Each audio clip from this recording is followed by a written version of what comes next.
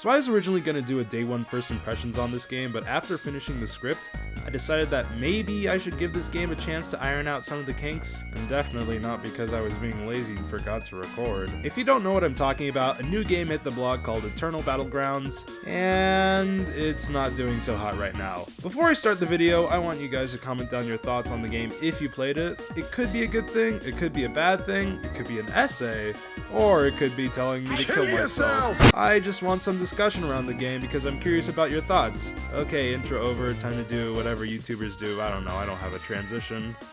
Never buy no weed from the gas station, bro. I want to start off by saying I'm not the biggest fan of Battlegrounds games, if I'm being completely honest. Like, I mean, they're all right, but they're not exactly something I would dedicate a whole play session to. The only Battlegrounds game I regularly play is Jujutsu Shenanigans because I saw Hikari in it, and I love gambling!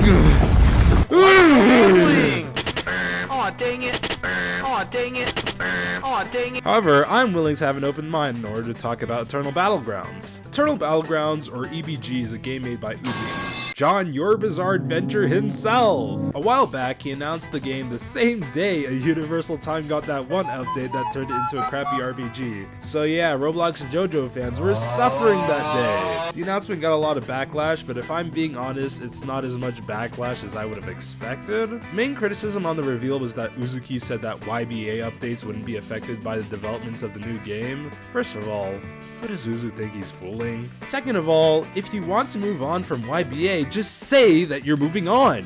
You have zero obligations to update a freaking Roblox game you don't even want to work on. On a similar note concerning the reveal, another YouTuber, Eclipse, commented saying that Uzu should have just admitted that he wanted to put YBA on the back burner for his new game, calling it a cash grab. And the community manager, Paragon, decided to dunk on Eclipse specifically, going all like, "Guys, this is so hilarious. EBG is totally not a cash grab." Like, not to get ahead of myself, but this game honestly feels like a mobile game with the presentation of the monetization with stuff like a dozen loot boxes, multiple currencies, and this stupid discount in the currency shop garbage. You're telling me that you put a bunny suit Makima in the game, not because of the money, but because it's good for the game? So little Timmy's supposed to take mommy's credit card and just not get his fix of Maki Milkies. Don't give me that crap. Also, to buy early access characters, you have to buy each individual character.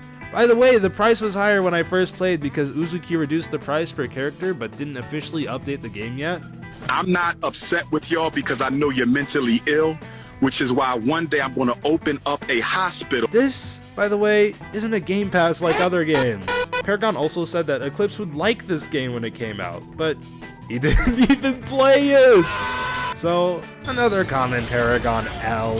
On the topic of the game itself, in a nutshell, I actually don't think the game is all that bad. You need to leave! The more I played it, the more I started to, you know, have fun.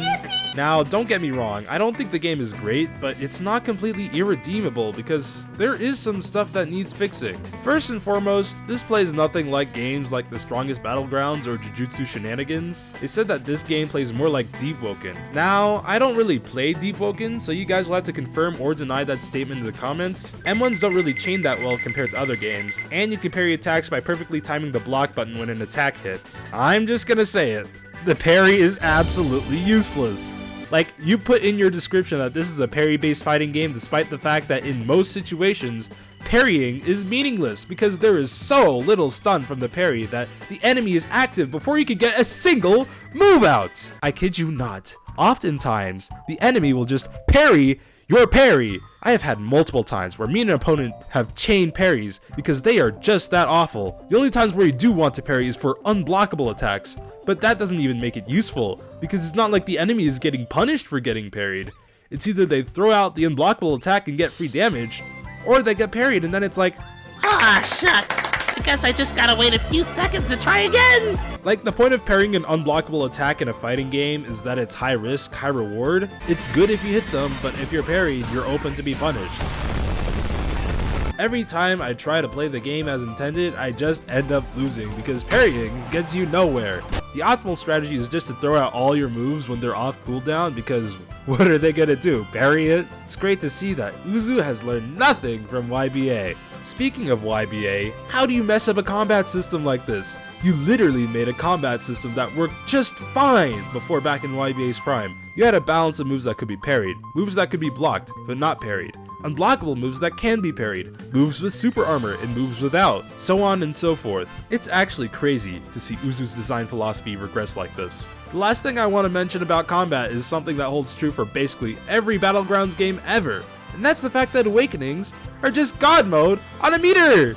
I know that Awakenings are supposed to give you your strongest abilities, and that's fine for something like the main arena where it's supposed to be chaotic, but in 1v1s, it's a nightmare because they all boil down to whoever presses G first wins the game! The one that's most frustrating is Gojo, because as soon as he presses G, he can just use Domain Expansion plus Hollow Purple to delete most of your HP in one move! More often than not, you're going to be a little bit low when he gets his Awakening off because you've been fighting him, so it's basically a one-shot at this point. You can't even avoid the domain either. Like, right here, I am literally outside the domain, but I'm still affected. Great game, Uzuki. To end this off, I want to mention one more thing about the game. It's the fact that you only get one character when starting the game. Like, I don't mind when games like this have you purchase more characters to play with, but when you have a roster of 5 characters and only one of them is available to start with, that's just sad. I know some of you guys are saying, But Cuban, Uzu put a bunch of codes in the Discord so you can unlock all the characters at once. I shouldn't have to join the Discord to play the characters I want.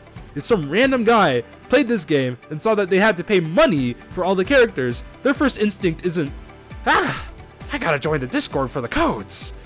They're gonna see that they only have one character to start with, grind, and eventually get bored of this one character before they even unlock another.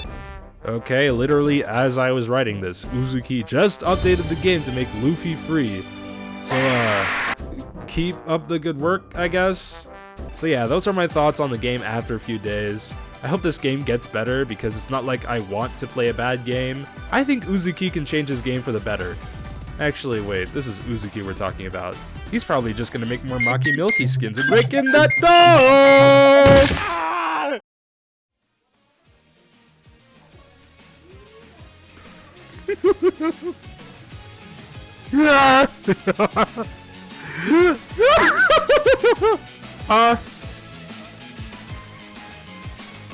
Oh my god.